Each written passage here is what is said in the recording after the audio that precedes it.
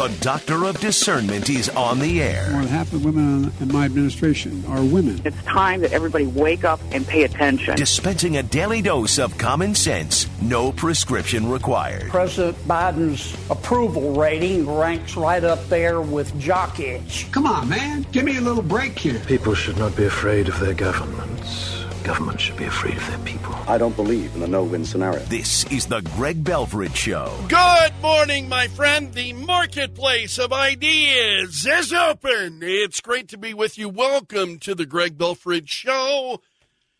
Donald Trump did really well in South Carolina. Nikki Haley did not do so well. And despite what she's saying, and if you notice, she's getting less and less time now. In the media, she's getting less and less time. That's a pretty good indication to you that, yeah, she's not doing well. Donald Trump spent about a little, I think, $1.3 million that Donald Trump spent in South Carolina, South Carolina. So Trump spent about $1.3 million there. Nikki Haley spent $16.5 million to win her home state of South Carolina, and she was still creamed. She still got creamed. And she's out there. She's in it to win it. She's going to continue. I think you and I certainly expected that. I did not expect her to drop out, and she was very candid that she would not drop out, even if things did not go well in South Carolina, and they didn't. Donald Trump pasted her. In fact, the race was called immediately after the polls closed. So the polls closed, boom, and results were out there. So Trump secured all 29 delegates. It's one of those winner-take-all, so Trump gets them all out of South Carolina. And Trump said, this was a little sooner than we anticipated, and even a bigger win than we anticipated, he said. And he said, I have never seen the Republican Party as united as it is right now. Trump said. And you got to wonder if that's the case. Trump saying that never been more united than Republicans are right now. Yeah, I think that really is.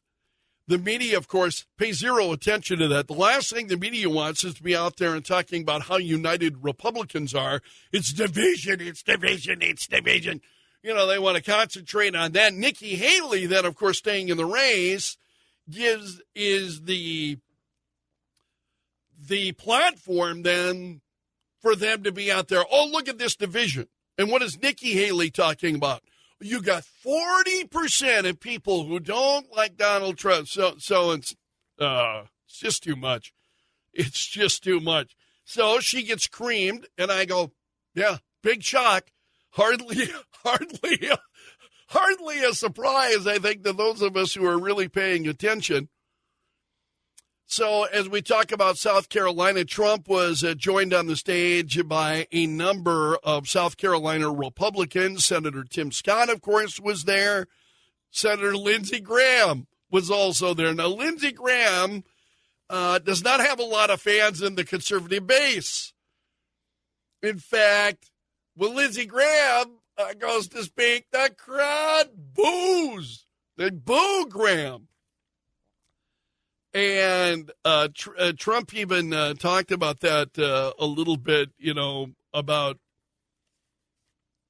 Lindsey Graham. And when the going gets tough for Trump with those on the left side of the Republican Party, he said he goes to Lindsey Graham. Lindsey Graham's his go-to guy. So when things are getting tough for him on the left side of the Republican Party, that's where Lindsey Graham, that's what Trump's saying. But so Graham was booed again. I did not heavily booed by the crowd, according to the New York Post. So Haley giving a concession speech on Saturday night, congratulating Trump, and she said, you know what she's been saying, she's not going anywhere yet. She said, what I saw today was South Carolina's frustration with our country's direction. She said, and it's the same old thing. Now, she has also lost one of her biggest donors. One of her biggest donors has pulled out. This is AFP Action. They are a wing of Americans for Prosperity, and which is funded by the Koch brothers.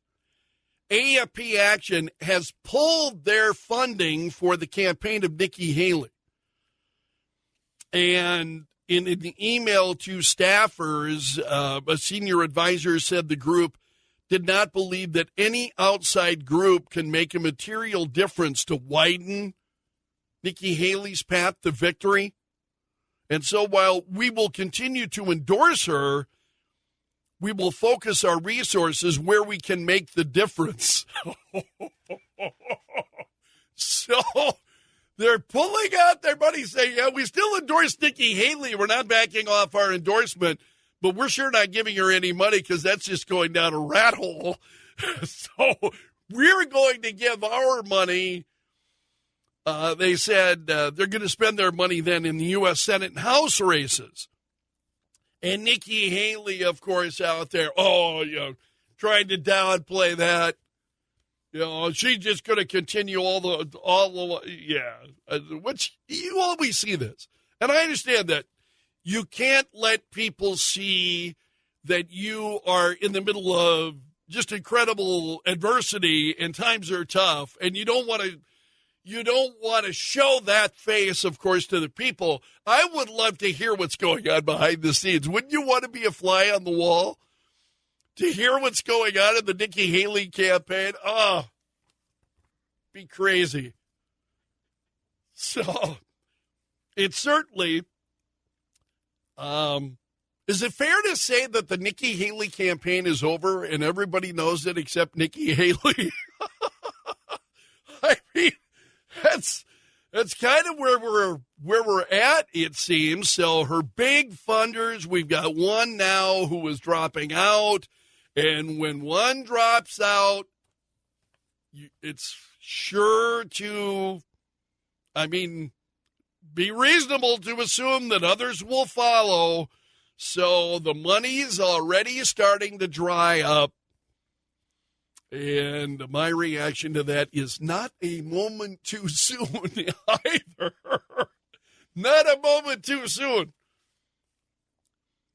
So there's a piece at PJ Media. They do a morning briefing, and I check it generally every weekday. This morning briefing by Stephen Cruiser, it's really well done. And the headline of this morning's morning briefing was, the 2024 Trump train isn't slowing down for anything in its path.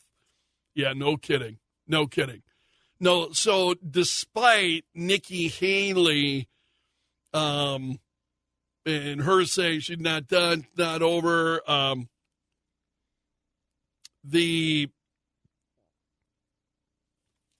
this piece at PJ Media goes on to say, as we're all now very aware, the Trump train ignored everything that got in its way, picking up steam or whatever is all the rage for powering metaphorical trains these days and making short work of the nomination race. On Saturday, the Trump train ran right through Nikki Haley's backyard, absolutely destroying any fantasies that the principled, and that's in quotes, the principled Trump-hating Republican crowd had about the former governor's electoral viability. Yeah, so this is going to It really destroyed the illusion that Nikki Haley was. If she can't win her home state, even despite outspending Trump by just an incredible margin, she spent $16.5 million. Trump spent less than $1.5 million, and he still mopped the floor. It's just absolutely incredible. So that continues to be a big story this morning, the South Carolina primary. Now we move forward to Super Tuesday, and we'll see what happens there. Now, as we talk about the Republican Party, the chairwoman of the Republican National Committee, the RNC, Ronna McDaniel, officially announced her plans to step down. We all knew this was coming. So she has held the post for 7 years now. She said, but she's being specific now about when she'll resign, March 8th. March 8th. So coming up fairly quickly.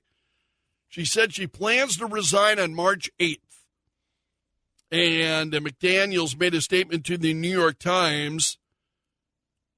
And she said, I've decided to step aside at her spring training on March 8th in Houston to allow our nominee to select a chair of their choosing. And then she said, some of my proudest accomplishments include firing Nancy Pelosi, winning the popular vote in 2022, creating an election integrity department, among the things that she says she is proud of that she has done for the Republican Party. Other stories this morning, big stories. This is just incredible. This is a member of the U.S. Air Force, and he set himself on fire outside the Israeli embassy in Washington, D.C. yesterday afternoon. Oh, there was a video live streamed on Twitch that shows him in uniform standing in front of the embassy gate, identifying himself as a member of the U.S. Air Force and saying, I will no longer be complicit in genocide, referring to Gaza. I'm about to engage in an extreme act of protest, he said, and then he shouted, Free Palestine, and lights himself on fire. So a spokesperson for the Air Force confirmed that this guy is an active duty airman, wouldn't discuss his identity. He's been identified. He identifies himself in the video. And but the Air Force is not confirming that. They wouldn't discuss his identity or his rank. And so authorities at the scene could be heard asking, may I help you, sir? And yelling at the man to get down on the ground once he was on fire. So one person sprayed the man with a fire extinguisher. Another drew his gun. This happened yesterday afternoon, and he's in critical condition. It's just, wow. And again, somebody who does that, mentally disturbed. He's got to be. This has got to be somebody mentally disturbed. Shouting Free Palestine and then lights himself on fire. And wow, crazy. It's a big story this morning. Also, I'm curious about this. I spotted this story this morning. For those of you who fly, because I don't, I'm just not much of a traveler, but I know some of you are. What is the worst airport that's out there? The worst U.S. airport. And there are stories about this morning, ranking the worst airports out there. And I'm just curious, especially for those of you who fly. So we'll talk about that this morning. And if you've got thoughts, you can drop me an email, of course, anytime. Greg.Belfridge@KELO.com is my email address. Greg.Belfridge@KELO.com. Email me there anytime. I appreciate your emails. Where is the word John? You'll have to give me your thoughts. I know you're not much of a commercial flyer because you're flying yourself. But I haven't flown. I mean, seriously, I have not flown since I went to basic training when I was in college. So you're talking about since the early 80s that I've even been in an airport. And I'm just not one to fly. And I'm not one to travel all that much, but I know a lot of you do, especially for business. You may travel a lot. What are the worst airports and why? We'll talk about that this morning. This is a troubling story. And you see it this morning at foxnews.com. This was a report that was released by the Family Research Council. And it was released last week, their annual Hostility Against Churches report. And the number of hostile incidents against churches last year rose to 436. That was more than double the number in 2022. And more than 8 times as many as the group found in 2018. So numbers are, in other words, they're going through the roof, my friend. These attacks against churches are going through the roof, and they're saying there is a growing disdain for Christianity. I believe that. I see it everywhere I look. I see it in media, especially. You hear it coming out of, the mouths of many. So the report says Americans appear increasingly comfortable lashing out against church buildings, pointing to a larger societal problem of marginalizing core Christian beliefs, including those that touch on hot-button political issues related to human dignity and sexuality. Attacks on houses of worship may also signal a discomfort with religion in general. We're talking about this morning. We'll get into that report in a little bit more detail, and I'll share some more of the findings. I went to print out the whole report. It's like I don't know. I mean, it was like 100. It's a lengthy report. I mean, this is a lengthy report. Because just to print it out, it would have been in the vicinity of 100 pages plus. So I printed out a few pages, but they said among the key points that over the past 6 years, Family Research Council has identified 915 acts of hostility against churches in the United States. And they say between January and November of last year, at least 436 acts of hostility took place against churches.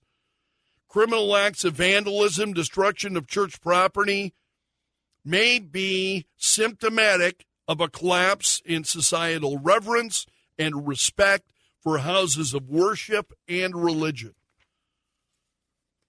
Yeah, maybe they're being kind in the way that they're looking at it.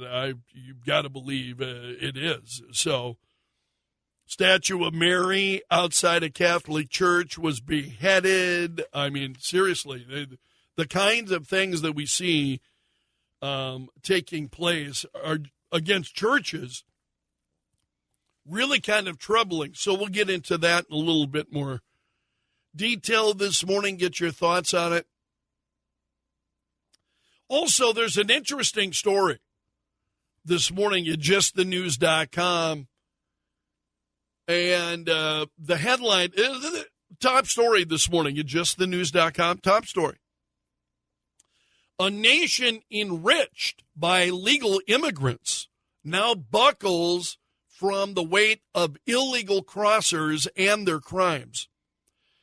And they talk about some of the recent news that we have seen, a nursing student who was beaten to death near a Georgia college campus. And these stories go on. They list a number of them just in their first paragraph. And it says the roll call of victims violated by Joe Biden's border policies is rising as fast as the hotel and welfare tabs for sanctuary cities, thrusting an American society that has long revered its immigrant heritage into a crisis of epic proportions, driven by more than 8 million illegal border crossers since Joe Biden took office. And they put that in context. That total surpasses the individual populations of more than half of the states in the country. That helps you kind of understand it, I think, in more directly. The number of illegals that are coming in, it's just, I think it's the most important story of our time. And that's a look at the big stories this morning